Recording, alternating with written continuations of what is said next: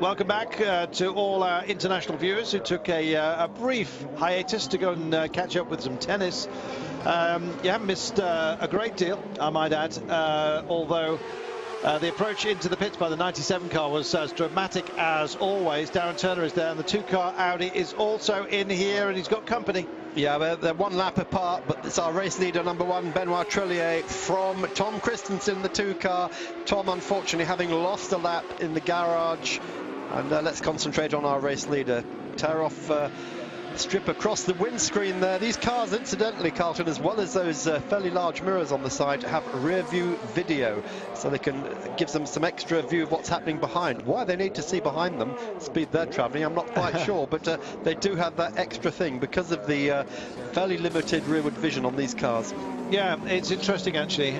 They insisted that the Delta Wing Nissan had standard wing mirrors fitted because they only wanted to run with rear view cameras. Yeah, and do you know what the difference was?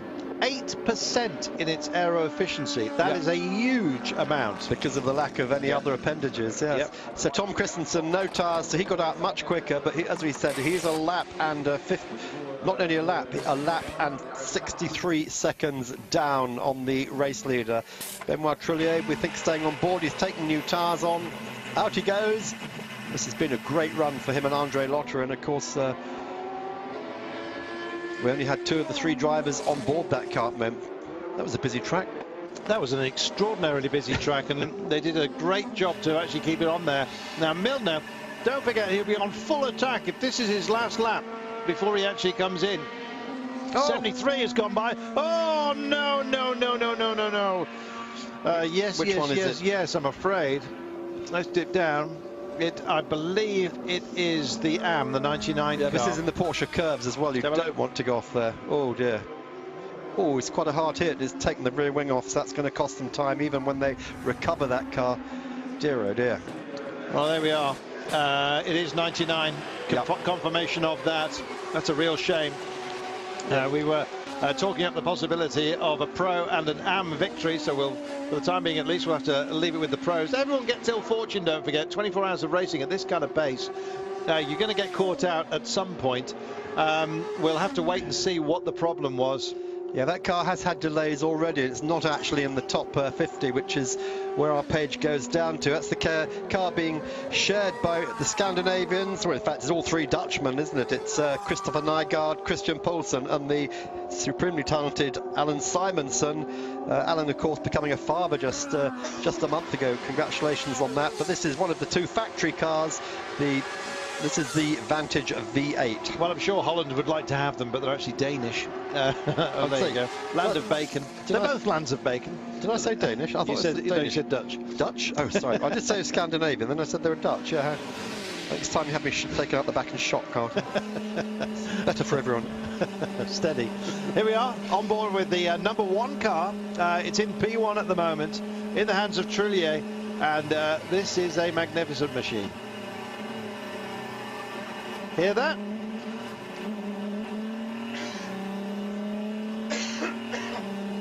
Bang, that's where it comes in, 120 Ks, and suddenly, woof, gets all that 200 brake horsepower, 150 kilojoules of stored up energy, kinetic energy. It's a KERS system, yeah, just like you have in Formula 1, but they tackle it, so do Toyota, in a completely different way.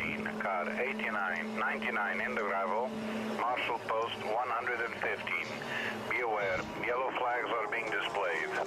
Yellow flags are being displayed at Marshall Post 115. Yeah, that's there we are. For the 99 car. The voice of our race director, who has been a little bit quieter today, thank heaven. I think he was running the entire show during the Group C earlier on, to be honest.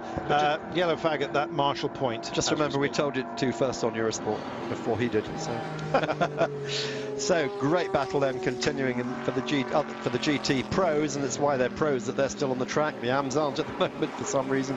So in that Aston Martin, the number 1 car then continuing on its way, and this is just such a good run for them. They haven't had the trouble that the number 2 and number 4 cars have had. The number 3 car has also been trouble-free, Raymond Dumas, and in fact, Carlton, he's moved that car back up ahead of Nick Lapierre, so he's regained 3rd place, and all 4 of those leading cars, the 2 Audis, the 2 Toyotas, have made 5 pit stops.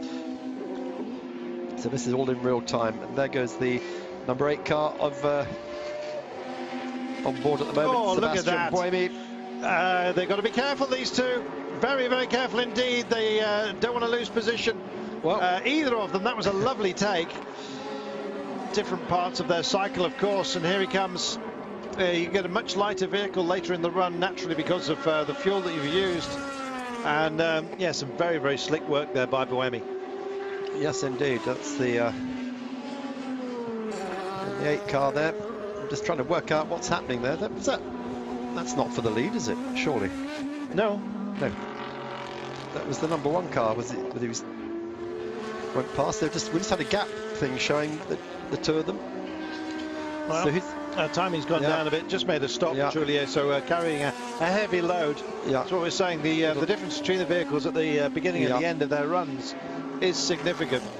Yeah. So, and of course, when everything's up to temperature as well, has a massive impact. Look at this. Hit those lights, why don't you? Yeah. It is actually one button, by the way.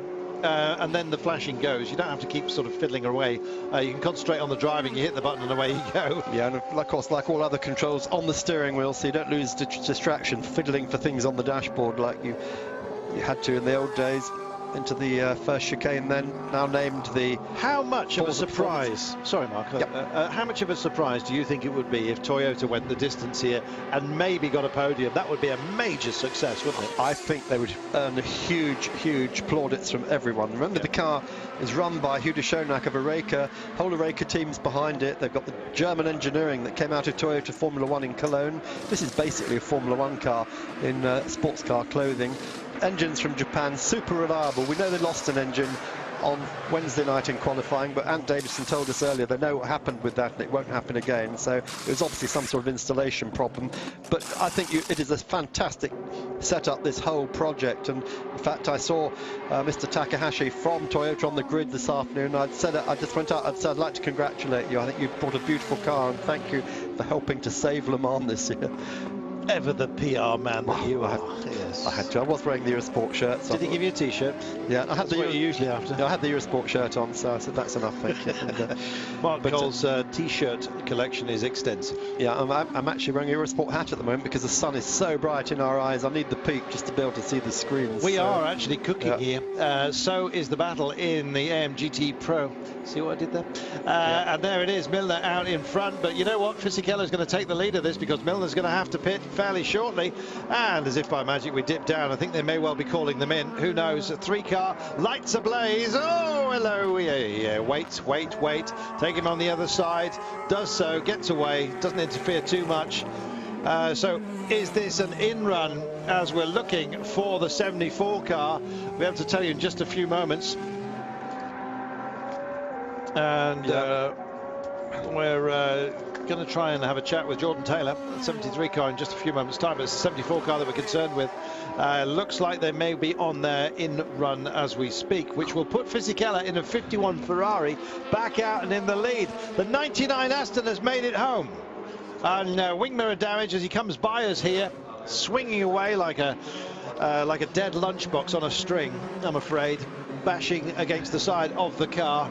We'll see that in a few moments' time. Looking at the 8 car going by, he's absolutely tearing up the track for Toyota at the moment as the 49. Yeah, this a bit slow getting out of its away. pit. Yeah, looked like he got problems there. Yeah, that was Pierre Capper who's just taken over the second place. What was the second place? Audi 3 car coming in. Now this is our tip for victory for the whole thing, both Mark and myself, independently. I may add here, we both thought the same thing, and in comes the 74, the 50, I beg your pardon, the 50, long view of it. Yes, that's one of the... that's the 50 car. 50 car coming he's in. Fourth in AM. Yeah, that's Patrick Bornhauser in the Labra car, last year's factory car. But more importantly, the number 3 car comes in, Romain Dumas. I don't think we have a driver change at this stage. There'll be change of drink bottles and just checking all systems go there. Doesn't look like they're even concerned at the moment about the tyres. They've had a quick look. I know the tyres, I think probably there's no fresh ones waiting, so there's not a planned stop. The one we saw an hour ago, Carlton, remember we said we didn't think it was time for a tyre change, and it turned out later that there had been a slow puncher. You know what, this Corvette is getting a good deal of range here. Another one on our screen. I'm looking at the 70 car hooking by. I'm waiting with bated breath for the 74 to come in, and it's not happening yet, which bodes badly for Aston, I'm afraid. This, of course, is our GT Am Championship leader, Raymond Narak, on board. He won at Spa. Great win with him and Patrick Piet at Spa. Patrick, son of Teddy Piet, the former Formula 1 and sports car driver, and these two have done such a good job in the IMSA Performance Matmut Porsche. Very much a local team. The team is based at Rouen. The car is fettled in the Rouen Porsche dealership garage. That's only a couple of hours up the road from Le Mans, and Raymond having taken this car, well, the similar car, to the GT2 win at Le Mans 4 years ago. Corvettes. We're going to go and have a quick chat with Wayne Taylor's son, Jordan. Jordan Taylor, I think it was your first ever stint here at the Le Mans 24 Hours. How was it? Yeah, it was nice. It was nice to get that first stint out of the way without any serious mistakes. We had a slow puncture in the right front, which was kind of messing with my head a little bit, but glad to get that first stint out of the way and go on with the rest of the race. Okay, was it planned that you do only one? Was it planned that you do only one? No, we would have double stinted on the tires, but with that slow puncture on the right front, we decided just to do the driver change and get back into our rotation. Okay, thank you very much. Thanks. This is a great effort, this one, and his brother, of course, Ricky, Wayne's other son, is currently leading the Grand Am Championship, and they're driving the Grand Am prototype, which is also Corvette powered, and is in the shape of a Corvette. Had some great races this year, so very much a family affair. Say this quietly, but the 74 car is looking absolutely fantastic. They've still only made 3 stops, don't forget, and they are eating up the track out there. We're on board with the #1 car. He's our race leader.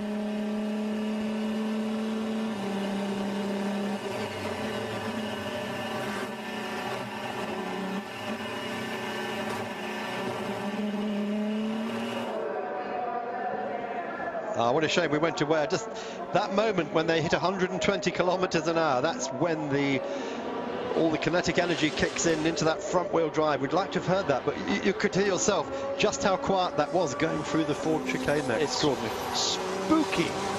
Absolutely. It's a small single turbo V6 in that car. They've gone the opposite route to Toyota and the one that Peugeot went on. They say with a smaller engine, smaller, well-developed turbo, they can get the fuel economy they need with the power. Milner's still out there in the Corvette, going around yet again. He's only made 3 stops, don't forget. This doesn't bode well for Aston, who are starting to rack up their stops, unfortunately. They've already taken 4. So they're getting an extra lap out of the Corvette here. As for the Ferrari, they're getting an extra couple of laps themselves. So as soon as that 74 Corvette does pit, then the 51 Ferrari will take over the lead of the Pro class. This is the 7 hybrid of Toyota, running 3rd in class at the moment, behind the 8 car, also a Toyota. Would have thought we'd be saying that at this. Welcome back to Le Mans, and we can say to you now, good evening from Le Mans. 6:45, just creeping up to the early evening.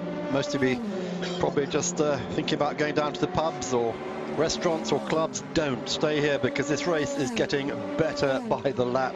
So close at the top. Audi, Toyota 1, 2, 3, and P2. It might be 2 Morgan Pescarolas leading, but they've got Jody Firth in the Eureka hunting them down. In GT, it's been this incredible battle going on between Corvette and Aston Martin. That's just for the moment turned in favour of Ferrari. Giancarlo Fisichella in the car, which had to be rebuilt after he crashed it on Wednesday night. He's in 2nd place, Darren Turner in 3rd, and staying on board that car, Darren. He's been there forever, Carlton. He just likes it in there, quite simply. It must be that. Darren Turner running at the moment on yet another stint here, and the 74 car is in. So this will be a lead change with Ferrari taking over. They really did attack for the last couple of laps, incidentally. They obviously knew what their fuel range was. Yeah, they've got an advantage, Corvette, over Aston, and over both of those, Ferrari and the 51 car. There is the Aston in running in second place, the 97 in the hands of Darren Turner. He's still out there on track. He's stopped not too long ago, I might add. He just sails by our commentary position right now. The 99 Aston, which is running in the amateur category, has had to stop with some problems. Big lock-up on the run into pit road here by the Golf 28 car. The Golf 29 is out. It's the first marker of doom, I think. Yeah, our famous marker. Yes. 10 years old, but unfortunately it retired last year. It expired, so we've had to buy a new one. I mean, that cost a fortune for a black felt tip pen. Yeah. But anyway, just to go back to the Corvettes, which they're still fettling that. Richard Westbrook will be getting on board that car because Ollie Gavin started it. American Tommy Miller took over. There's a car without driver. That suggests Going around the track. Yes, thrown its driver and is carrying on alone. Oh dear. Darren Turner, of course, did not start that Aston, so he's still got plenty of time in it. It was started by Stefan Mucker. As Liz told us earlier, a driver may do no more than 4 hours in any 6-hour period of this race. That's just to ensure no one gets tired and emotional behind the wheel. Absolutely. Just looking at the 61 car, which had its own troubles a little bit earlier on today, sailing by, waiting for the 51 that's going to take class lead in the hands of Giancarlo Fisichella. The 51 car, yes, with an amazing range, has only made 3 stops. Both Aston and the Corvette have made 4. However, the 4th stop for Corvette came 2 whole laps after Aston Martin, which does not bode well for Aston's chances here, because the fuel range is going to be a crucial factor. It's bound to be. The 71 car coming by us as we head out on track and just catch up with one of the Lotus badged machines out there. Haven't mentioned too much about Lotus, or indeed Lola. Both companies in trouble, one more serious than the other. Lola is in administration. We hope that somebody picks up that magnificent racing brand, and that is going to have to get called in here. We've got an upright issue, I'm afraid, and one of the Toyotas here didn't quite catch the number on track, is going to have to come in. They won't allow that to go on much longer. That's not going to stay on board. Yeah, when you say upright, yeah, it's actually part of the wing, and it's it's that rear regulation plate, isn't it? It looks like it, or is it? Oh, it's actually that rear it's wing. The leading edge of the wing upright here. Well spotted, Carlton. And I think that's going to be, they're going to get the call. They're not even going to wait for it. They're going to take it in anyway. And they weren't due a stop, were they? No, they're on 5. And yeah, and in he comes. Dr. Ulrich then saying, yeah, some good news for us at last. Yes, in fact, the 8 cars just come in. They're going to get busy, and the 7s sail by. They're going to wait for to be officially called in on this one. Perhaps they're not particularly worried about it, unless Race Direction's concerned it's going to fly off. I don't think there's too much here. This is a routine stop, of course, for the 8 car. This is Sebastian Buemi. He is the first of the this is the 6th stop for this car. Yeah, so we saw them waiting, thought that they were going to call in the car with the upright issue on the wing, but no, the 7 car, we're just staying with it right now. Yeah. Yes. I think the problem is, Carlton, if they have to change it, it's not just going to be a question of taping it up. They have to change the whole back end. Exactly. It's all integrated, I'm afraid. Yeah. So here we are riding on board that car with Nick Lapierre. There we are, nice little shot of that. It's probably pretty secure at the bottom, but for some reason it's come loose at the top. Yeah, well, it's taking some real stress out there. Oh, it's gone. Okay, we can get on with it. I've just seen it ping off. Yeah. Now, if Liz is here, we'd say, Liz, would this affect the handling of the car? And she'd probably give us hugely technical reasons why it would. But for us as race fans, we'll think, well, this guy, he's a bit twitchy though. This guy's a race driver, he can cope with it. Team will have radioed him and told him, you've just lost a little wing tab, you know, just try and compensate for it. There we go. Back to Toyota, just was making a slick manoeuvre there, and that was the moment it pinged off. It didn't damage anything. What was interesting was how the aero at the back of the car sucked that winglet back. It almost got into his own back tyres, such as the whirlwind going. Yeah, you've got this tunnel that follows the car, which is why the Pro P1 drivers particularly don't want to follow each other too closely. It doesn't matter with the Aston and Corvette and Ferrari's been following each other all afternoon because they're GT cars, but these cars, I mean, they are just aerodynamic rockets, as we say, you know. I mean, someone yesterday said these cars, first time I saw the Audis, Hey, reminded me of Flash Gordon in the 1930s with their rocket ships. Exactly. I don't know who it was, but I presume he was from Uzbekistan.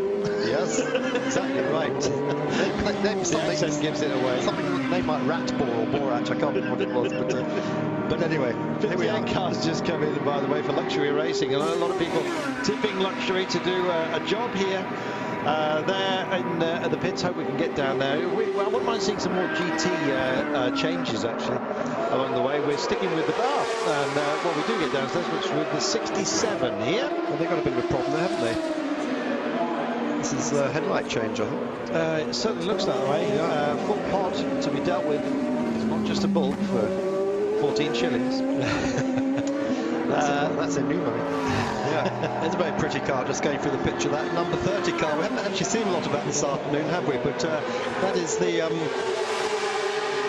that Status Grand Prix Lola, which Alexander Sims, Yelma Berman, and Romain Iannetta are on board, and that's the Irish car. And I think it looks absolutely gorgeous. Probably the best looking car here. A lot of people talking that vehicle up actually for class honours. Quality outfit, the Murphy 1 machine. They're on the podium at Spa. Yeah, why not? So, why not repeat the feat? Absolutely, this is the place to do it, isn't it? So the team run, of course, Status Grand Prix by Teddy Yip Jr., son of Teddy Yip of Formula 1 fame in the old days. David Kennedy runs it. He's a Le Mans veteran, raced with Mazda for many years. Simon Kaiser is the team manager, and the technical director Rob Arnott, who I remember from Formula Ford racing days. 7 cars in, just come in. Here he is, on board with him now. Suddenly goes to electric power. He hasn't just lost power. Yeah, this is all to do with the regulations that say the car must be able to get itself the whole length of the pit lane under its hybrid electrical power. That's the regulation every time. They don't have to do it every lap, but for some reason they choose to for the technology. There we are coming. I hope we just stay and see what they do. Will they change the whole back end, or are they just going to ignore it? It's quite a big piece, isn't it? It's got a funny tab at the top. It has, yes. And I wonder whether that bit didn't have the print stick applied to it. I would imagine it's hit by a piece of chunky rubber on the track or something, or a stone, and that probably just dislodged it. This is the 8 car back up to speed now. Sebastian Buemi here from Formula 1. A lot of Formula 1 drivers here this weekend. There are. Cars 7 and 8, by the way, absolutely locked together on the track. Right, we've got an interview. Wait a second. 7 for the moment, just behind the Audi Toyotas. Do you think it's possible to go get them? We know on pace we have no chance against them, so we have to do our own race and run as strong as possible. So far everything is going up to plan, so no, we're where we expect to be. So far the race is good for us.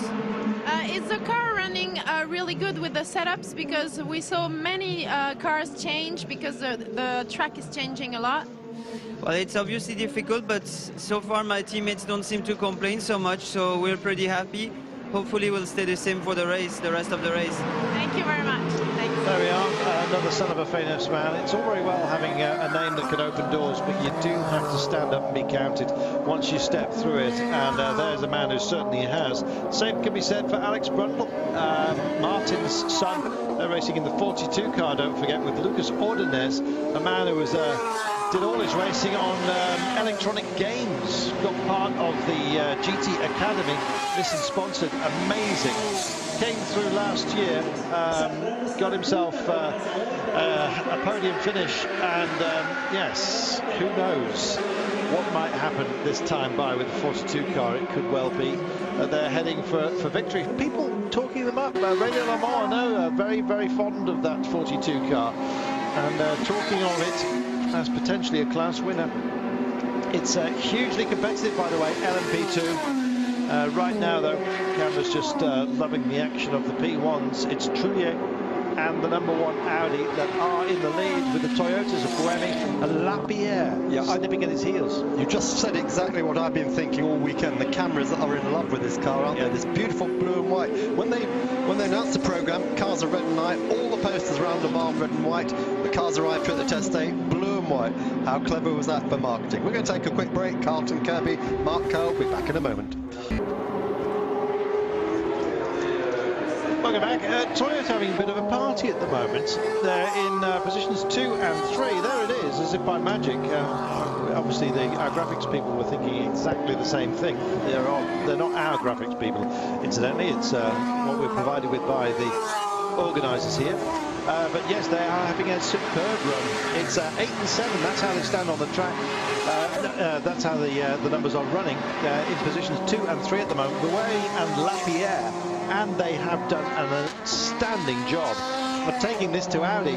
Now, if they play the long game here, you never know. It may be the frailty of the new technology as far as the Germans are concerned, and maybe the capacitor was the way to go instead of the flywheel. These are questions that will be asked a little bit answered a little bit later on. We're just heading downstairs. Kazuki, the car looks really fast for the moment. You're pushing hard just behind the Audis. Yeah, I mean, yeah, we are in a really good moment at the moment, and yeah, we have a speed and yeah, not far from top Audi, so it's actually quite impressive thing. And yeah, next turn is my turn, so I'm quite looking forward to drive the car. Is Sebastian happy about the setup of the car for the moment? I think so. Yeah. So well, that's the. I mean, if you see the lap time, you can see it. So yeah, we're in a good shape. How do you feel? Do you feel confident to go for the first time in the car? Well, I think so. I mean, after some lap in the qualifying and testing session, I think I'm quite ready. And now we still have daylight, so it should be all right. Thank you very much. 26-year-old Kazuki Nakajima, of course, another famous racing family, just as famous in Japan as the Brundles are here. His father Satoru, for many, many years, a Formula One driver between 87 and 91. He had 182 Grands Prix. His brother Daisuke, he races in Formula Nippon in Japan, so very much a family affair. His first time here at Le Mans, and his father, I'm quite sure, will be watching with great interest on Japanese television. Just looking at the stops, we're still waiting for that Ferrari to make its 4th stop. Can you believe it? Incredible. 14 laps it was running, wasn't it, earlier on? I presume it's still sticking to that schedule. Presumably. It just can't stop stretching its legs and just sipping the fuel. Amazing. Yeah. Now, Carlton, we're just getting our first warning of the race so far about respecting track limits. This was a big issue last year, cars running wide. Curves have been raised in some places, but this is what they call the Ford Essays. Post 131, we tend to call the Ford chicane, and car 75 has been told you are to respect the track limits, and that's the Abdullah Al Faisal, Brett Curtis, Sean Edwards Pro Speed Porsche. So if they don't respect those track limits, they can expect a stop-go penalty. Yeah, right now they are way back. They are 52nd. And in fact, they're next but last on track as we speak. The Pescarolo, by the way, Emanuele Collard is back and in the pits. I'm afraid to tell you, the 16 car, they've had all kinds of issues. And I think before you know it, they might have Stuart Hall here having a chat. Well, this might be a German team, but it's Chinese whispers the whole way through, isn't it? It is, yes. Yeah, it's gone very Zen-like. Oh, yes. One of the men we saw there is a former Eurosport colleague of ours, Thomas Voigt, who's now motorsport press officer for Audi, having a chat with Dr. Wolfgang Ulrich. So, Carlton, if you play your cards right, and I do, one day we could be working for a major motor manufacturer. Well, you never know your luck. In our dreams. Yeah. Yes. We work for the best TV company in the world. What more could we want? Precisely. Eurosport, 33 million audience at the start of the race we were told to expect, and I'm sure every one of them is enjoying it. Oh, I think that's a lot of sandwiches and black coffee, which you will need. Big lockup for the car being pursued here. It looks like it's one of the Golf machines, the 28 car. Clearly got himself a little bit upset by seeing that light stack coming away.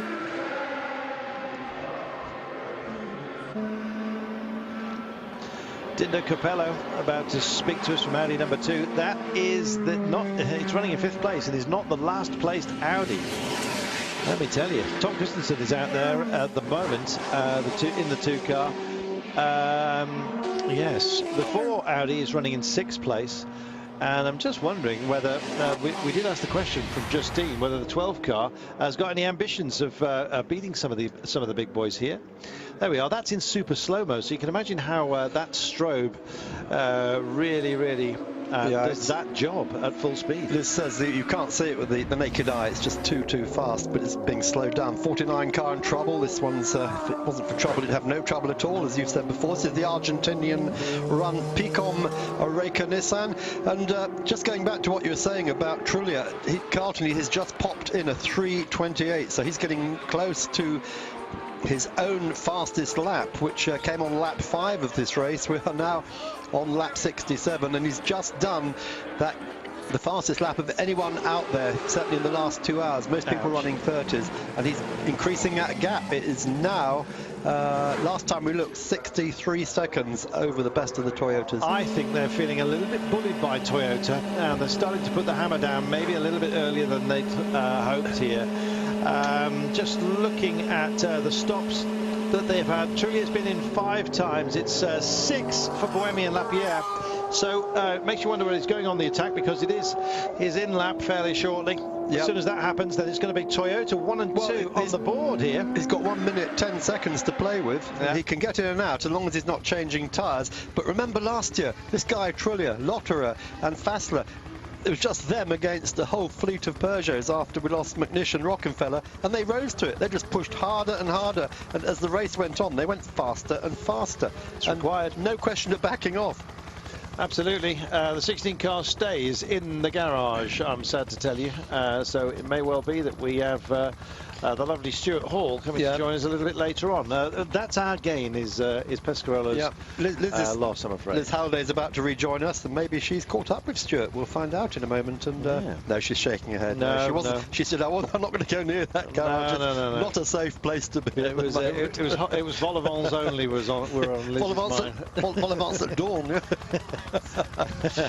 Yeah, she's just dabbing her lips now with a napkin. She'll be back with us in a moment. Can we just call for makeup, please? She's about to come back on air. Liz now on the sofa. Nice to see the top and tail of the show will involve Liz. A great addition to the team, which is fantastic. Just watching the 73 car. On the on-screen team, I should say. She's been here 5 years, just before she hits me. There they come back, and onto the start-finish straight here. The 42 car looking nice and pacey. Who's on the 42 at the moment? The 42 car? It's Brundle Jr. It is, yeah. But look up at the front there. It's Oak Racing, and what a great run Jack Nicolet's team's having with those Morgan Pescarolo Nissans to give it their full titles. Of course, Jack Nicolet and Oak are part of Pescarolo's. We've waved goodbye to the Ferris wheel. No, it's our cameraman has actually bought a ticket. Oh, right. And decided to make a good vantage point. It's cheaper than hiring a boom. Yeah, he's changed to having a lifetime. He's actually paying for something. So Oak Racing, just to remind you, Jack Nicolet and Sebastian Philippe runs that team, and they run that team out of Manicourt Circuit. Great job they have been doing. They bought out Pescarolo, then sort of sold it back to him, helped save it. So this is all, in effect, Henri Pescarolo's dream still continuing, but it's a much stronger dream for Oak today than it has been for Henri Pescarolo. They're 1-2 in category. Henri is nowhere. Dream turning into a nightmare, I'm afraid, for him. A lot of speculation as to whether this is Pescarolo's final year. To be honest, if it ends damply, I think he might well just give it another go to sort of go out on a bit of a high. That's if that is the way he is thinking. Such a great stalwart and champion, really, of endurance racing. It's a question of mindset, and Henri is a very, very strong character. He's also got a very strong wife, Maddie, behind him, and she does all his PR work. She has her own PR company, by the way, and she, again, is a driving force of Pescarolo. You know, you might fall out with Henri, but you never, ever, ever fall out with Maddie, because that's it. And, you know, I worry for Jean-Christophe Bouillon, whether he'll ever drive for Pescarolo again. No. Yeah, well, who knows? 19 hours and 54 minutes remaining. It's skipping by, isn't it? We're on board with each one. Do you think we'll finally get some collection of power, hear the sound of it, and then stay with the car for a bit of delivery? That would be nice. Just coming up to the first chicane. Let's listen. That's the sound of the energy being... Oh, it's straight on the guy who's about to take. He looked in his mirrors, saw the lights, took fright, and went straight on at the first chicane. Well, we cut away before we could see the power delivery, but that did not look clever, did it? It's a nice shot. That's the shot we're getting from the Ferris wheel. That is our cameraman. Say hello. in a moment he's going to get a piece of the stanchion going straight across his lens, so that'll be the end of obviously that. Have to pay extra for the operator to make it stationary. It's moving now, and as it moves, so the picture moves. Here we go. This is the sight he's seeing, and he's going higher and higher and higher. And he'll come down the other side in a moment and then just go straight past the pizza store at the bottom of the Ferris wheel. Which he won't pay for. I think this is the helicopter, actually, Mark. I've never seen a Ferris wheel well, with that big an arc. That's the Ferris wheel's broken loose. It's rolling down the hill. There you go. We thought we were being great clever shot, there, but but anything but. This is a great shot, isn't it? The circuit down through La Chapelle, and very, very fast here. Well, the commentary position that we've drafted in since we got kicked off the gantry is our unit from the Tour de France. Here's that moment. We were just watching them collect energy. Big lockup by one of the Lotuses, I think. Frightened an LMP2 off. It's an open car, so it's not a Lotus. No, you're right. Is it? It's the level 5 Honda. Yeah, Scott Tucker's team. It's Scott Tucker on board that car as well. So. Too much gold with the black, Scott. You need to think about that. Well, again, as we've said before, it's a branding exercise, as is golf, as is the Morgan exercise. Yeah, if you've got a black car and you stick some gold on it, everyone's going to think it's a Lotus. Yeah. Obviously uncowled. Or a cigarette packet. Soon, incidentally, well, fastest lap, Trullier, 3:26.302. Way back on lap 5, and he's out in front at the moment, and looking good for that. I wouldn't be surprised if he just reapproaches that kind of speed and time through here. Yeah, as you say, he's still got to make his 6th stop, but he's got 75 seconds in hand now. And Liz, welcome back, joining us. 75 seconds, enough time to get in and out and take fuel on, surely. Yeah, no, absolutely. Yeah, I would have said so, and especially with how fast everybody is nowadays. Usually about 30 seconds for fuel is the general rule, which is why in the old days we used to spend a lot of our time making sure a driver's stop was 28 seconds. So you're done. There we go, 2 cars in. By the way, let's just watch this, shall we? Yeah. It's Tom Christensen on board. And bottles being exchanged. So he's triple stinting, as was Alan McNish, and Dindo Capello presumably will do the same. Red and blue, one's water, one is the washer for the windscreen. Better make sure you don't get those mixed up, otherwise you'll have a very clean teeth. Yeah, now this car is not out of sequence, is it? But it is a lap and 2 minutes behind after its problems wheeled into the garage earlier. Liz, while you've been out, we had a bit of fun with the number 7 Toyota, Nick Lapierre. He lost part of that upright tab at the rear wing, and didn't seem to affect his speed, though. I was watching, and he didn't seem to slow down at all. Came in, made a pit stop. They didn't do anything about it, so obviously weren't too worried. So yeah, I think that small amount isn't going to make a huge amount of difference to his aerodynamics. I think if he'd lost a piece of the back of the wing, that would be a different story. Yeah, that's the number 8 car incident we were just looking at. Sebastian Buemi, another man who's made the transition from Formula 1. There's quite a lot of them here this weekend, aren't there? We've got 15 previous overall race winners here, with 26 wins between them, 42 rookies, and 42 Ricky Bobbies. No less than 15 Formula 1 drivers who are still racing. There we are. We've got a moment here, clearly. Wait to see what it is. He's just run out of talent, hasn't he? And or a road, for that matter. 2 of them. Yeah, and then all guilty of following each other. That was nearly. Led like sheep around the corner. I was just going to mention taking on some energy. Liz has done that with her vol-au-vents. You've seen the sandwiches have just come, and Mark Cole's going to go and refuel as well. You've got to be careful that you do exactly that. Mark will be back in around about an hour's time with a smile on his face and burger stains on his chest. We wait to see that. Liz, you've got to keep the sustenance coming. Oh, we're going to take a break, so we'll come back with that factoid. We'll have a little chat, shall we, about how you've got to keep your energy up, whether you're in the car or indeed out. Back in a moment. Welcome back. You join us auspiciously as the leader comes in. Important moments for these guys. Not sure where they are within their schedule. It's bottle change, windows, fuel, and what else, Liz? Well, possibly a driver. I haven't seen if there's a change. I wasn't expecting you to say what else. I thought, well, that's quite a lot you've just said there, actually. Fuel tyres, yeah, that's most of it. Also coming in, and the 15 machine as well. It's getting busy here. A lot of schedules suddenly arriving at exactly the same time. Hard to judge when you're trying to pick yourself out within a field. Judging other people's mileage as well as your own is a difficult thing to do, especially when unscheduled stops get factored in. It's hard sometimes to pick out all the places and make sure that you get out there with a little bit of clear road. The 81 Ferraris come in, by the way. Let's just remind you of the battles out front. The Ferrari, incidentally, with Fisichella, has made its 4th stop. Now, some drivers actually manage to preserve fuel, others kind of burn it. Now, I don't know whether Mr. Leadfoot Fisichella has actually just burned a bit too much fuel, but that really doesn't fit in with the schedule that we were thinking about, 14 laps. It's come in about 2 laps early, as far as I can gather. That's very interesting. It'll be interesting to see if maybe he felt the tires were running out a bit, or there's been a little bit of a problem they want to look at, or possibly he's just used up more fuel. He's booted it. Different drivers can burn fuel at a completely different rate, can't they? No, absolutely. A lot of it's down to just their style of driving, how aggressive they are with the throttle. You know, it wouldn't surprise me at all if maybe he's actually just going through the fuel a bit quicker. They've probably got a reserve tank on and obviously a fuel warning, or just the fact that the team is watching it from the pit lane. We said before that these, you know, very, very high-tech computer systems now, the team knows more than the driver from the pit lane. Yeah, absolutely.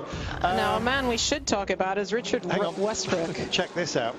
That is very, very that's dangerous. Not good. No fuel rig problems. Now, earlier on today, we saw cars driving off, and actually the fuel man gesticulating wildly, saying that the lollipop man basically had given him the get-go, or the board man, whatever you care to call it, had given him the get-go too early, and it had damaged the rig. That was a perfect example of it, and now you know why they wear full-face helmets, Nomex fire suits, and the lot. You cannot be out there with any bare skin at all, and very good reason. I think they got away with that. He could have had a full dowsing. Yeah, that would really have been horrible, and that's exactly why he said they wear all the fireproof gears. After a very, very big fire in Monza, I believe, not many years ago, they started to make that regulation. This year they've said that there's got to be helmets on most of the people in pit lane full stop, so they're getting safer and safer every year. It's probably a good thing. My flaring badge actually tells me a story, and that is that the sun is getting very low here. As soon as it starts to get into your eyes, you want a clean windscreen, and these boys have one of the most important jobs out there. It may be the sort of thing that happens at the lights rather annoyingly if you're in cities like London, and then they go 10p, mate. Actually, they don't, they go quid. But yes, believe me, you do not want to have any smears when you've got that flaring sun coming right in your eyes. You're coming out of shadow and then suddenly into bright, bright sunshine. It's nice to be able to say that, Liz, especially because of the weather we had even this morning with the Group C. Our landlady said we were going to have fine weather. We've got that, but the flaring sun at this time of night, when it comes down low, you know all about it. It's blinding, isn't it? Yeah, all of the open cockpit car drivers will definitely have a heavily shaded visor on right now. But in these cars with the closed cockpit, they've got to keep those windscreens clean. Like you said, it's amazing the amount of debris you pick up on the windscreen. A lot of bugs, really, is one of the biggest things at Le Mans. Sometimes it'll be tire debris, can get stuck and smear across, oil off the back of the car, anything. Oil is one of the worst things possible, actually. You truly can't see, and if you go to try and clear it, you'll smear the whole windscreen. So some of the cars we've seen that have a closed cockpit actually have a tear-off. I think some of the Audis have that. You'll see sometimes a man leaning across and pulling a huge strip off of the windscreen, and most of the drivers have that on their visors as well. So every time they come in, for a pit stop to take on fuel, rip a visor strip off, and immediately you have a clear visor again. It's a brilliant idea. Jerome Bleekemolen in the 13 Lotus badge Lola has just come into pit off P8, incidentally, in the LMP1 class, a mixture, of course, of diesel and fuel, and indeed hybrids these days. As far as hybrid technology is going, there's been lots of questions as to which is best out there. And Lapierre and Buemi in the 7 and 8 Toyotas at the moment, they're doing a great job with their system. It's non-flywheel, it's kind of a charged capacitor system. We've mentioned it earlier, but if you missed it, a bit like an old flash gun, you have to wait for it to warm up. That's where the energy retrieval comes from. And then you hit the button, it goes wham, straight into the back wheels. As soon as you hit, was it 123 kilometers an hour, I think it is. The flywheel system, which is, I can't remember how fast it spins, but it is many thousands RPM, is how the Audis deliver. That goes to the front wheel, so it's four-wheel drive. That's the gain that they get. Loic, are you surprised about the rhythm and the pace of the Toyotas? No, not at all. I mean, we saw it in qualifying. They were competitive. We were not joking at all in qualifying, you know, on Thursday and Wednesday. So we knew they were competitive. They have a lot of power going exit of the corners. So it's probably easier for them in the traffic, you know, to get out from the traffic with the other guys. So we're not surprised at all. Let's see now how long they can go with this pace. And you know, so far now we are coming back, so we are pretty happy. What is the most difficult part of managing during your stint? So far, the beginning of the race was the tires. The track was pretty green. You know, we had some rain this morning, so it was difficult to keep the tires in a good condition. And then basically it's all the same in endurance races is the traffic. I mean, we had a huge, I mean, especially me, at one point I had a huge traffic in my stint, and it's really frustrating, you know. I mean, it's sometimes you get crazy in the car, but I mean, you have to deal with that, and it's 24 hours race, so we have to be careful. Thank you very much. There we are. Don't underestimate Toyota. Now, if they've got more longevity than some of us gave them credit for, we said they would be maybe going for a sprint, or maybe one of the cars would go out there and try and go very quickly and leave the other one to play the long game. But it seems they're both playing the long game, but doing it at sprint pace. Yeah, at the moment they seem to be the reliable ones. Yeah. Touch wood. I don't want to curse them by the commentator here, but I'm absolutely dumbfounded at how consistently they've been running. I think Toyota itself is absolutely thrilled with what they're showing here right now. And really, at the moment, what we see is they can hold it with the Audis and take the chase to them. And I hope that Audi's feeling a little bit of pressure, because it'll keep them pushing through the race. And wouldn't it be amazing if one or both of these cars could finish? It would be absolutely fantastic as a first thought. Secondly, if they can finish within the P1 sort of flotilla, if you like. Thirdly, if they can get on the podium. And hey, you never know. Teething problems, they happen with all new technology. We've got two new hybrid cars for Audi here as well. Why on earth should they be in a better position than Toyota? Well, a lot of people thought Toyota's lead-in program here, which has been very, very short-lived. They only wanted to put one car here and were kind of persuaded, I think, to run two. And maybe it's going to come their way. They're together on track at the moment, running as a brace of hybrids and looking very good. Now, we just heard in the interview there that they've got a lot of power coming out of the corners. Their power is delivered to the back wheels in one huge punch. So if they're close to you or you're close to them, if you're trailing them, they're going to disappear no matter what you've got. Yeah, they're going to be very, very happy about this bright sunshine we have right now. I'm guessing that with that huge deliverance of power right at the back wheels, the last thing they want is really heavy, greasy, wet conditions. So this is going to really play into their hands, especially for their speed. They're going to be very, very fast off the line, possibly even quicker than Audi. And I think that's exactly what they want. We're just seeing a sign here that they're demanding the team manager of cars 7 and 8 to report immediately to the race control. Now that is about track behavior. It can be nothing else. But the team manager has been told to go. Why both of them? Goodness only knows. It's the team manager, the Oberleutnant, has been called in. Actually, that's German, not Japanese. I don't know what it is. But anyway, something's upset race control. And I wonder if it's the approach that they're taking to the traffic here, how they're driving through it. Do not know. You can't sanction the driver for being competitive, but are they bullying anybody? Surely not. Well, I have to say, from what I've seen, I don't see them doing anything wrong at all. They're flashing the drivers. Everybody does that. It's the safe thing to do. They seem to be staying on the track. I've not seen them, you know, not respecting track limits or anything like that. But then again, we don't have video footage of the entire circuit. Perhaps there's something they know that we don't. But I can't imagine anything specific that they could be doing so wrong that both team managers would need to be reported, unless there is something actually wrong with the car, or if it has to do with maybe the broken piece off one of those vehicles. Paul Moore says he's on the night shift too. Thanks, Paul. We look forward to your company up there. Don't forget to all of the Twitter sites, by the way. It's Carlton Kirby, CarltonKirby, or Liz Halliday. Lizhallaliday. Yeah, so make sure you you start pumping the keyboard, or indeed using the old trab-like thumb. And we'll have a chat with you a little bit later. The likes of Jeff McPherson, Matt Hayes, John Ward, and the rest of you guys out there. It's been like a sprint race so far, which is why we've not been trawling your thoughts just for the time being. We're kind of getting to that point now, unless the team manager of Toyota. What's going on here? I don't know whether he'd...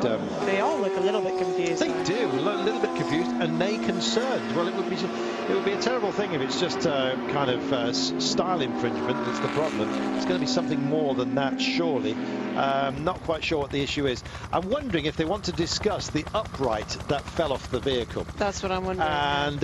And if it's that, they're going to have a big old debate as to whether they've got to come in and change the entire back end, because that's what it's going to require. They're racing on. They'll say, look, there's no problem at all. They're going to say, well, why do you have it then if it has no aero effect on the car? Does it destabilize it? Is that dangerous? This is the debate I presume that they're going to have up there. Imagine they'd have them in there. I mean, I've done entire races with pieces of the wing missing before, and nobody's ever called it up. I cannot imagine that would be it. But that's the only thing we can think of it. Well, maybe they told them to pit, and it fell off, and they didn't, and then they're in a quandary. There are lots of maybes here, and if they start racing each other here, then that's going to really upset the manager. Maybe he's gone to the race control, and while he's away, they're going to have a go at each other. Who knows?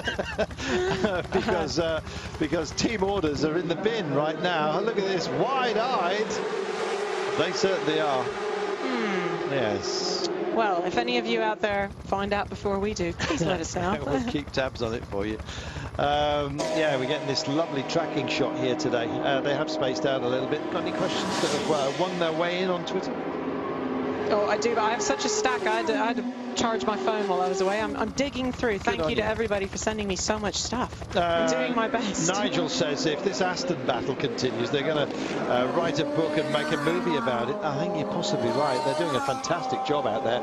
The Aston of Fernandez, in the hands of Fernandez, by the way, in the pro class of GT, is third at the moment behind Westbrook's Corvette, and Fisichella and the Ferrari are out and in the lead. So he obviously made a pretty slick stop, and now if they've got a full load fuel-wise, he's going to love this. He's going to go 14 laps and just watch Aston and Chevy pit in quite short order. Actually, I believe the Astons are due in soon. And a worthwhile thing to say is that Richard Westbrook took on this Corvette and has been absolutely hammering in the time since he had. Obviously, the team said, right, go on a hunt for that Ferrari. And he's really climbed up through the order. He's jumped in front of the Aston of Adrian Fernandez, now in second place, and bashing in faster times than Fisichella. There you go. Matt Hayes says, how many years until Toyota become the new Peugeot? Not far as we stand. You're right, they've got the right colours as well, Matt. They changed the colours from red and white to blue and white. They had to swap all the posters here. We thought it might be a marketing ploy to try and fool the local public into coming along thinking there were Peugeots racing. No, they're Toyotas, and at the moment they're in positions 2 and 3 with Buemi and Lapierre, the 8 and the 7 car in that order. Out top it's Trullier in the 1 car for Audi, but there's not that much between these cars at all. Not at all. And we've had somebody ask, what is the green plastic box they put above the Audi e-tron when they come into the pits? I can tell you it's a high voltage warning for the mechanics. It's because that's where a lot of the electronic system is in there for that special hybrid e-tron. And basically we don't need to have any electrocuted mechanics. When you're using a flywheel system, you get an awful lot of static buildup as well. There's all kinds of dangers around there, and yes. Don't touch is what that is all about. Do not touch the car until it has been disengaged. By the way, when the Toyotas come in, you'll see they reach in and pull a dirty, great big handle. It's not a handbrake. It is a disengagement of the isolation, if you like, of the electrical system in there. For the same old reasons, they start working on the car. They don't want anyone getting too many sparks. That could be very exciting and not the right way. Yeah, watch, you might well see it when Toyota come in. It looks like they're heading for a pit stop, and I think this might be back units. It's the wrong car, though. That's the one with the complete upright wiglets as the 1 car shoots by, and he'll be booting this Trullier. Now expect this time to be a quick one, this next couple of laps, because Their sequence is also going to start coming to an end fairly shortly. Wasn't that long that they were in, but their range, how many laps have they got, the AMs, the hybrids, can you remember?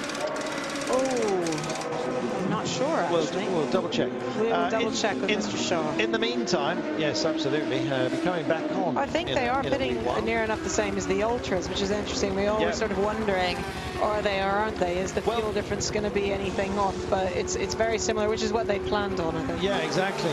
The word was that they got a little bit better mileage when it was wet. Yes. Well, it's dry, and so it's more or less the same. We'll see. Duma Roma is in the 3 car, running in 4th place at the moment. Tom Christensen is the man with a slightly droopy smile at the moment. It looks like it's upside down because he's running in 5th place. Not a happy bunny. You can be sure about that. An ultra-competitive crew that they have got with Capello and McNish. But it's a long 24 hours. 5th place is not that far. Yeah. Well, you try telling it to Tom. He's they like to lead from start to finish, really. Having a misery moment at the moment. We'll cheer him up. Yes, Audi have very graciously offered us hospitality while we're here, so we've got a respite centre. Sounds like somewhere you'd send troublesome teenagers, and it's where Mark Cole is sitting right now, so that analogy does stack up. There we are. The 80 car has just come in. The Flying Lizards have joined us, and the 30 car that we're talking about, the Mercury machine, which looks great, that's also coming in right now. And we've got this bright sunshine, and as the sun starts to go down, if we keep this up, we're going to find some very tricky conditions that nobody's had to deal with yet this week, because we haven't had that much sun. We've kind of had cloud throughout everything. It's especially for the drivers that are in an open cockpit car. You reach that position where you can't have a shaded visor on, and the sun is pretty much completely in your eyes in some places. But if you're going in tonight, the last thing you want to do is have a shaded visor on. Absolutely. Yeah, maybe a yellow one. Or pink. Truly, if you want to, if you want to make life look a little bit better than it actually is, maybe they should start handing those out at Pescarolo, rose-tinted visors. Oh, lovely. Because right now it's not going very well for them at all. The 7 car just on a big approach here, right at the back side of the 22 machine. Who's on board? Has Peter Dunbrek got a ride yet? Waiting to see Peter put it through its paces, the 22 car. And that 1 car in the hands of Trullier, you saw him going very, very wide. If they have had pickup issues which have been affecting suspension travel at the back of the car, it suggests holes that shouldn't be where they actually are, and they're picking up debris that something rather large can get through and interfere with suspension travel. That being the case, why go that far offline just to pass a GT car? Because he's pushing very, very hard is the answer. Well, I think that's the trouble here, is you don't really have any option in this sort of race. You have to go offline sometimes to get around, and what you can't see from the television is actually how much pickup is directly off the main racing line, and there is a lot of it. There's absolutely nothing you can do about it. And tire pickup on a set of hot, thick, slick tires is a disaster. It is something that is unavoidable, and it absolutely makes you feel like you have no grip whatsoever. So having that extra bit lumped in there, and then I'm not surprised at all that they got the huge amount stuck in the suspension. I've had that happen before, actually. It's just one of those things you stop thinking about. 7 car in and on its marks here, pitting off P2, don't forget, it's Lapierre. And I'll tell you, there's a little sad moment going on here. A little bit of gulping going down. And I'm sad to say we've been joined by Stuart Hall. It's not that I don't like you, Stuart. I just know you'd rather be out there, mate. I know, it's a bit of a bummer. I don't really know what to say. It's been hell for us. It's been a long old road, and most of it bumpy, I think. So Stuart Hall, you're with us. You're going to be popping in throughout the evening? Yes, I'm yours now. We may pay you, you know. No, you guys. Yeah, I'm yours to the end of the race if you need me. Oh, that's a nice thought. Come on then, fill us in. What's up with the 16 car? Wipe the tears away, Stewie, and tell us what's happened. If the list is short enough to be, told. Oh, we're on the back foot to start with, and you do have that feeling that you might be able to make something of it, and you never know. If things go our way, we could pull out a result, but the fact of the matter is we started off on the back foot. We've been trying to iron out a few problems with the car, and Le Mans just come too soon for us this time. It's very disappointing because we've had all sorts of issues with it. Just niggly issues that can be sorted easily, but in a race like this you can't afford to have them, and eventually we had a problem with the steering. And when Manu was driving the car, you know, the steering started to lock in quick corners, and that's not what you want around here at 200 mile an hour. So. Absolutely. I understand that Bouillon as well was not, essentially didn't have confidence in the car. No, I mean, you know, he's been around a long time and had some fantastic results here, and he said, you know, I'm not happy driving it. Probably stupidity paid off, and me and Manu accepted the task of trying to do the whole race by ourselves, and you know, I think we're up to the challenge, but unfortunately the mechanicals weren't.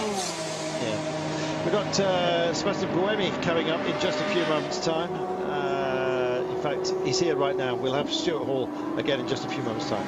Sebastian, for the first stint in the 24 Hours of Le Mans, it was a really good one. Yeah, it was good. I'm quite happy, to be honest. I didn't expect we could do 4 stints, but now I still think we can even do more. So let's see what we can achieve during the rest of the race. But at the moment, it went good. So let's continue to push. Your pace looks really, really fast, really close behind the Audis. Do you think you can keep it like this?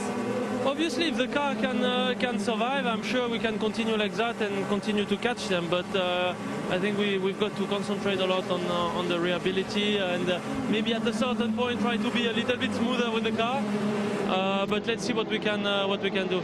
Last question: do you have a problem with your legs? Yeah, I have a bit of pain in the seat. I never did 4 stints with this car, so I need to do a few adjustments on it. Thank you very much. Seat issues. He wasn't talking about his own seat, by the way. Seat issues, just giving him a bit of discomfort, not what you want at all, Liz.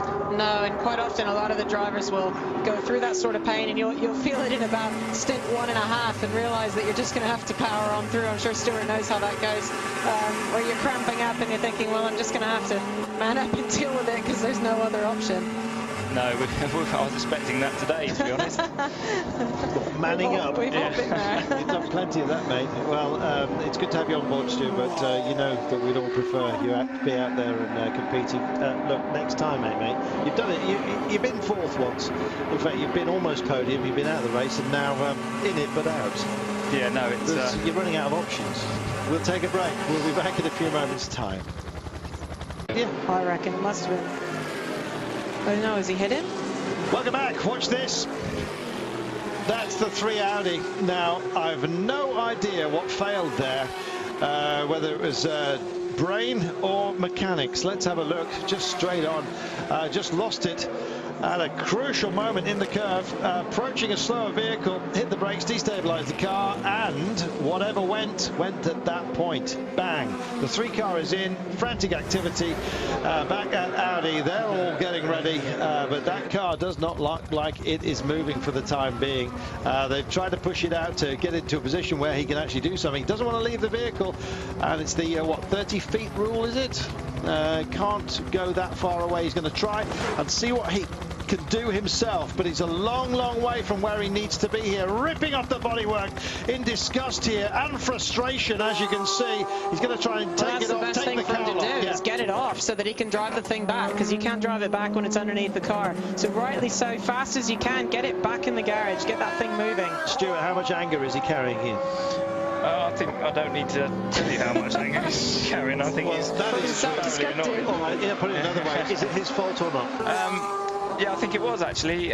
One thing that's happened this year is there's an awful lot of dirt and dust offline, and it looked to me like he was offline going into the corner, just got on the marbles and the dirt, and the car just understeered. When you're on those marbles and dirt, it doesn't matter if you try and brake. That's the big shunt with the Porsche as well on the exit of Indianapolis. Wow, it's all kicking off, and it's exactly when we said, Liz, as soon as that light starts to get into the eyes, maybe just a little bit of distraction momentarily. Oh, his wheels coming off. 3 wheels on his wagon, no wheel tethers on this, we'll wait and see. He's going very slowly. He's going to make it back, though, by the looks of things. How far? It's probably not going slowly enough, but he's got a long way to go. I mean, that's a slow run. White flags are being displayed. He almost looks to me like he's going a little bit quick for where he should be. easy, but it's very difficult to stay slow when you're that frustrated. Oh, ill fortune, and it's the Lizards yet again. They just keep collecting this stuff. He's got a blaze going at the back of his tyre here on the bodywork. I don't know whether it's just the friction that has actually caused that, but he's going to be in trouble if that flame spreads here. We'll see if there's any kind of leakage. Now, this is the moment. Here we go. Loses it here. Nowhere to go. It looked like he actually stood on the brakes at the wrong point. Maybe, like you said, Stuart, he actually caught the marbles because he had to give it a little extra stab on the brakes to avoid that car. Hard to know without speaking to him. I've got to give him credit, though. It's quick thinking to get all that bodywork Absolutely. off. Very fast.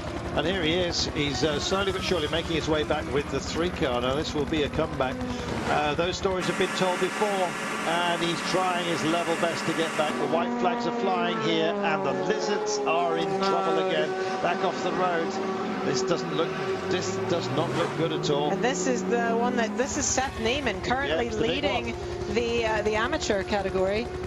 Oh, they've just had such bad luck. They cannot do it here at Le Mans. They just keep getting bitten. My goodness, they have tremendous success and a great effectiveness rate in the United States, and then all of a sudden they make the trip to Le Mans. And again and again and again, they have terrible fortune here. Now, the 3 car limping its way back here and doing a pretty good job of just keeping himself away from bother here. That was the right thing to do there, absolutely. Yeah. He's trying to avoid turning that car at any opportunity. It looks like the suspension's pretty well done on the right front. Well, so certainly play into the hands of Toyota. Yeah, absolutely. Fire at the rear of the car of the 79 been confirmed. Maybe that's why they told it to get clear. It's at the rear. That's just where the engine is, of course. And we'll see whether the 79 manages to make it back here. It may have to abandon. We'll see. Right now, we're just hooking up with the Toyotas here, and it won't be long before they pass by the stricken 3 car here. Which was both Mark Coles and my tip for victory here. Just shows you what that can do. We won't mention another car in that regard at all. He's doing a decent job, Stu. He is. He's managing to get that car back, but as we've seen, the minute there's a little bit of a problem for one of these diesels, you know, it's very, very difficult to get back on terms with the leaders, because normally they're bulletproof, and we've been seeing they are, and it's actually driver error that's actually putting them out the race. Yeah, well, Tom Christensen at the moment, they did have some minor issues, but what they were saying is it was debris getting into the suspension travel. So I don't know whether there's a box section which is open that shouldn't be, and they had to clear it out. But basically, as you said, the most minor problem just bumps them back because everyone else is being so efficient at the moment. Here's the 79 car. Now, did that fire at the rear cause any damage? They've got to sort it out. It's been front and end. There's a lot of damage at the front as well. We didn't get to see that accident, so I don't really know what happened there. But he's obviously made a collision with the front and the rear, so that's a spin and a hit in 2 directions. Yeah, double bubble, probably back end first, and then damage the front on the spin round. There it is. That's what we caught sight of momentarily earlier on. This will be a big repair and really a big hit for the ones leading the class. It's the trouble, isn't it, Stuart? You've got radiator out front for those 911s. And they take what appears to be minor bodywork damage, and it's serious. Oh, it's always been an Achilles heel for any of these Porsches, whether you do this sort of racing or even in the Super Cup. They're very fragile at the front end, and just a small touch will puncture a radiator and cause you big problems. Just seen the 8 car fly by here. They're in 3rd place. Toyota at the moment filling 2 provisional podium spots. Can you believe it? And Audi having their issues. They've had them throughout the race, save for the number 1 car. You don't need one to win it, don't forget. But it only takes a moment to bin it, and that's exactly what has happened here with the 3 car. Dumas ripping off the front bodywork, save for the nose section. Did a very good job of unclipping that. Very quick, I have to say, to turn that thing around and get it back on the track. Very, very fast. The marshals helped out by clearing the debris in front of him, which they're obliged and indeed able to do. And away he went. He's tried to take it into some of the access roads as much as possible so as not to interfere with anybody else who's out there racing and competing. But it's looking very second-hand at the moment, this 3 car. I think he's done it as well to avoid having to turn the vehicle too many times one way or the other. He clearly knows that it's broken and there's issues with it, and any chance you have to stay straight is going to be better. How far is he away, Stuart? He's just coming up to Arnage, so he's sort of probably about 2 or 3 minutes away now at that pace, maybe 4. And knowing Audi, they'll turn that around and get it out in 5 minutes. So he's not going to lose a huge amount, but it's going to make it very, very difficult for them to get back on terms with the limits. We'll see just how much, how effective they are at fixing the problem. They have so many amazing bolt-on parts here, full assemblies, Liz, that they can buzz off and stick a new one on. And right as rain within much shorter order than most lesser funded teams. Oh, I mean, of any of the teams around, we've seen the craziest turnarounds by Audi. We've seen them come in with damage that you think, well, that'll be a few hours, and 15 minutes later they're back out on track. So it is phenomenal. I mean, gone are the days when they could take the entire back of the car off and stick a new gearbox in, but even back then they always knew a way to make the repairs quicker. Oh, this is a different incident. Yeah, just nosing in here. The 61 car, you know, that's had a terrible, it's the Waltrip machine, that's had a terrible run here. Maybe Michael should make the trip next time and not just fund the project. Here's the e-tron Quattro on board with the 1 car, just to remind us that Audi in fact lead this race, but it's not 1, 2, 3, 4, it's 1, 4, 5 and a big question mark. Yes, indeed, and there it is. It's over this car, the 3 car right now. It's moving getting back. fast, actually. I think it's doing a pretty reasonable job here. About Ford car pace. Now, I can't remember the last time that so many Audis had just niggly issues early on in the race. I mean, last year we had the huge accidents, but I have no recollection of them having so many problems with so many cars. And it could be that they've got these brand new cars, they've done so much work on them, and maybe there's just not been enough time to find the reliability. But that was the question we were asking about the Toyotas, and it's the questions now are being asked of the Audis. It's amazing. So far, Toyota have answered everything. On track, done it properly. Davidson and Lapierre are 3 and 2 respectively. Trillier's leading, and the blue flag's waving to warn everybody. And finally, we're going to get sight ourselves as he comes by in front of the Ferris wheel. And there it is. This is a bendy part of the track, and that wheel looks like it might well just stay the course here to get it back in. No limit needed to be hit there. Already well within the limitations of the speed limits on pit road, and here he comes. Let's just hope he stops in good order, and the board man has some trust in this. You've got to be a brave man to be a board man in a situation like this. I suspect it may be standing alone. Let's have a look, shall we? No, he's doing the job. They're probably ready to say, can you stop? Yes. Don't hit Fritzy. There we go. So it's going to be a big turnaround for these guys. We'll see whether they even have a jacking issue. You never know what's been affected, Stuart. No, you don't, and well, they don't. That's on the trolleys, and that's straight in the garage, so you expect to see that in about 5-10 minutes, knowing Audi. You can guarantee he's been on the radio explaining everything he possibly could about the handling of the car, what he feels is broken, anything that may have been in place beforehand, so that the team is prepped, as ready as they can be to just get that thing turned around in 5 minutes flat, hopefully. Okay, just run yourselves a stopwatch on this, why don't you? Because believe me, this is going to be as quick as it can be. Hello, somebody's been tagged here. It's the 71 car. They're having terrible fortune, aren't you? The 51 car had to be rebuilt after Fisichella binned it in early practice, or was it qualifying? First session anyway. And since then, they've been running like a dream, and all the rest of the teammates have had a nightmare. Here we go. Look already spent time in the garage in that car. It's busy, Stuart. It is very, very busy, and they'll just be climbing all over. That's why they put it straight in the garage, because you're only limited to 4 people outside the garage. You can have as many bodies as you want in the garage, so get it in the garage, get it sorted, get it back out and get it in the race. It's going to be a rebuild job, effectively, of the front end here. It depends on how badly damaged the floor has been as well, with that tracking manoeuvre all the way around, with one wheel effectively off his wagon list. Yeah, and I think he's done a phenomenal job to get that car back to the garage as fast as he can. He didn't even take time to think. He was just out of the car, get the bodywork off, straight in there. I mean, it's been a surprising turnaround for the accident. Absolutely. Don't forget, if you want to join us this evening in particular, but if you want to join us on Twitter right now, it's Carlton Kirby, C-A-R-L-T-O-N-K-I-R-B-Y. Liz Halliday. That was fast. Wow, they should know it by now. L-I-Z-H-A-L-L-I-D-A-Y. And Stuart Hall. Don't worry about me. Stewie's not filling up for Twitter quite yet. He's not, you know, he doesn't want a whole raft of commiseration. That's what it is. It's like when you tell a small child off and they start to, they're very stoic until you say, all right, you're okay now, and then they burst into tears. I'm hoping that Stewie is coming back to us later on. We'll buy him an ice cream, cheer him up. It'll take more than that, I think. 19 hours and 10 minutes remaining. Come on, Stewie, you've got Eurosport. It's a whole other career that you can fall back on a dodgy race day. That's not bad. Oh, enjoy it.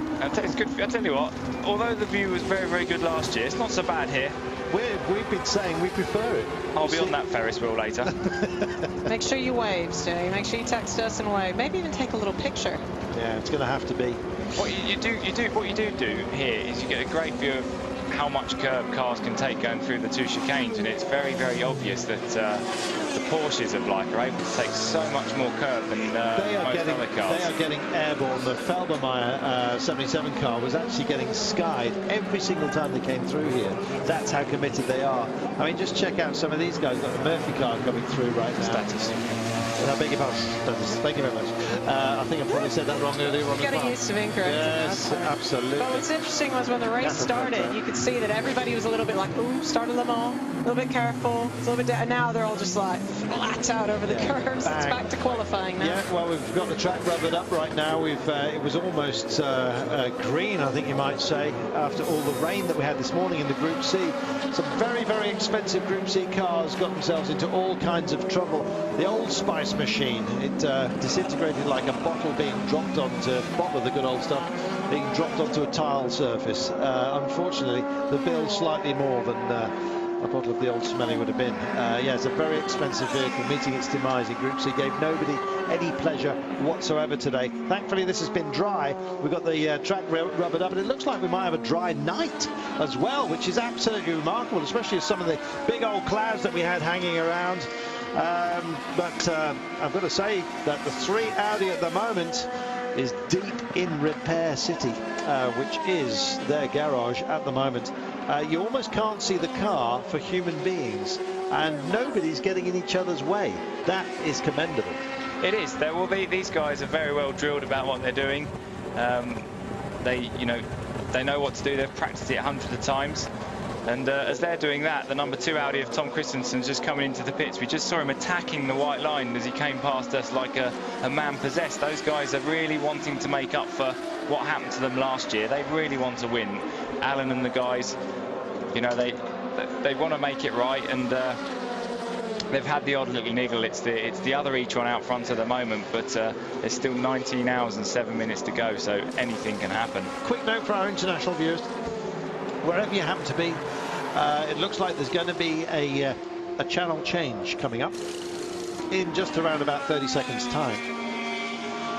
When that happens, will you please hit your remote control and find out where else we are, because we are here for 24 hours. For you in GB back in Britain, then likewise, if you losers do switch to British 2, you may well not be leaving us. It's a bit of a confusing situation because there is such a big family of Eurosport. Asia Pacific, World, you name it. If there's probably a Eurosport channel to cater for you. 33 million viewers we're expecting over this 24 hours of Le Mans. Obviously, some of you not staying for the entire time. Others, well, we know you certainly will. There is Audi. Look at this, Audi. It's busy now. Now that we've stripped out the box section out the front here, we're going to see it yet again. Here we are. This is the moment. That's what's caused all the work at Audi and a few cancelled dinner reservations at their hospitality unit. They're going to be busy, and for some time.